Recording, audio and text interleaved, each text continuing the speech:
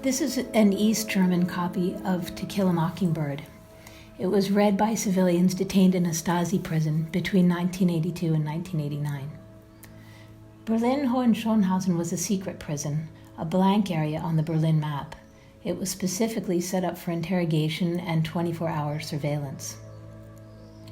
Sometimes the interrogators held out rewards for cooperation, like a cigarette, or a book like this one lent from a library of ordinary novels and biographies, ordinary except in the details.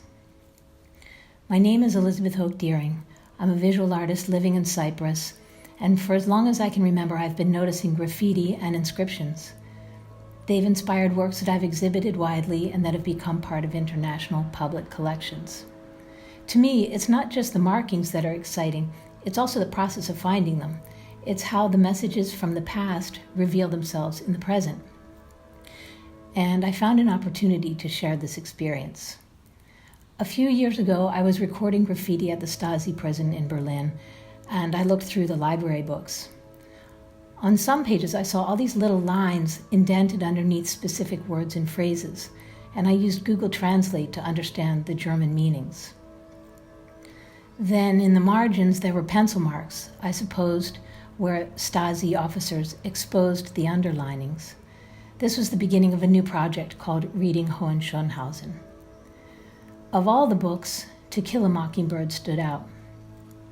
I also read To Kill a Mockingbird in the 1980s, but for school in the United States, and it struck me how differently a story can be understood depending on where it's read.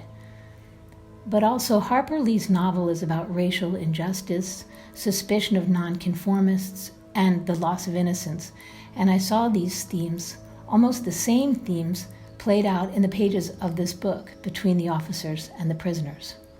I thought, this is already an artwork if I could just reproduce it as it is, and to share the experience of finding the underlinings and the markings and their meanings in these pages.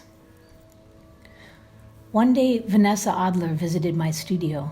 She's the publisher of Argo Books in Berlin, and she too fell in love with this mysterious blue book, and we decided to do it, to reproduce it just as it is.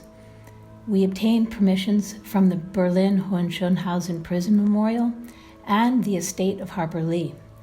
We have a digitized version of the 1969 original. We've tested papers and print quality, found the correct blue linen, and we want to print an edition of 200 hardcover copies.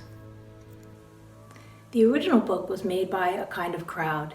It was made by anonymous inmates, Stasi monitors, and others, and so I like the symmetry of using crowdfunding in order to distribute its meanings.